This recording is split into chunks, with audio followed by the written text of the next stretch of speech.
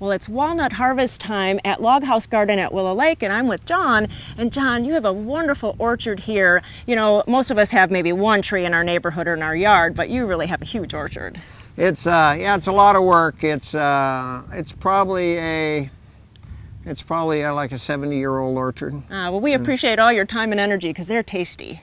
They are. The English walnuts that we grow are the Franquette variety. They're known for their real white, white nut meat, as opposed to some of the California varieties. But the California varieties won't grow up here because they bloom too early, and then we get a frost, and I wouldn't have any crop out here. So that's why we grow these.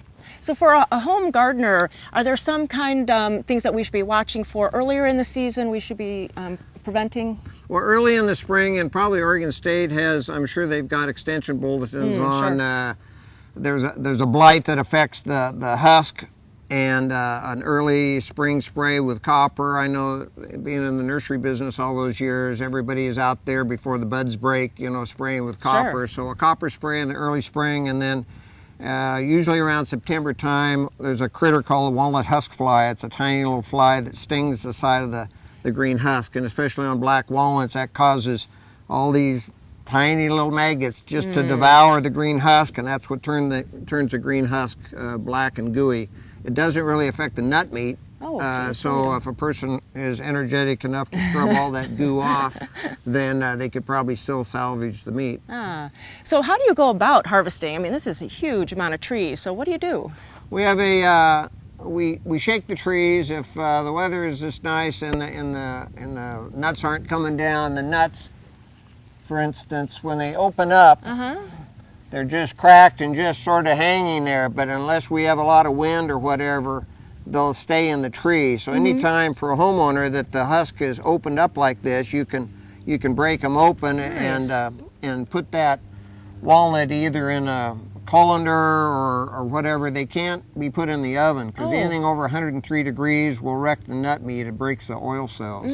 So you got to put them all over a floor register or maybe even in an onion sack hanging up with a fan on it. And then you just simply you simply keep testing them to see if they're ready. And when they're ready is when this middle membrane, when that middle membrane that I can't even get to.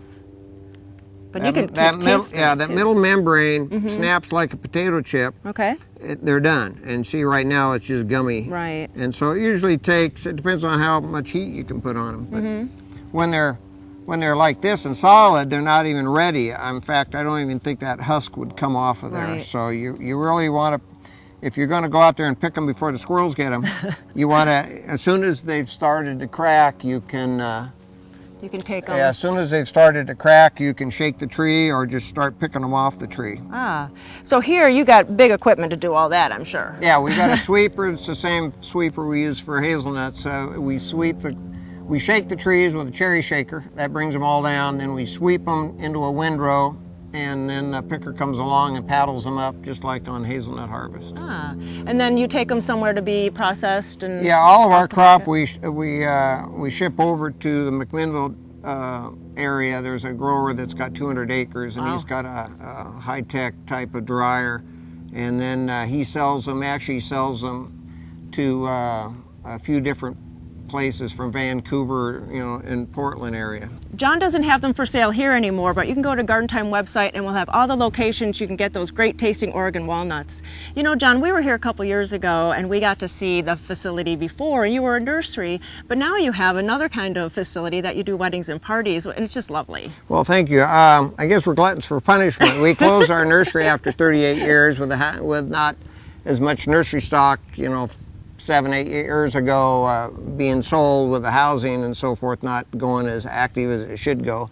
And our daughter got married in the nursery, and we had such a great time doing that we decided to start doing weddings. So we do weddings at Log House Garden, and we do about 40 a year. Wow. And so I'm just as busy, but it's a different busy. Oh, I'm sure.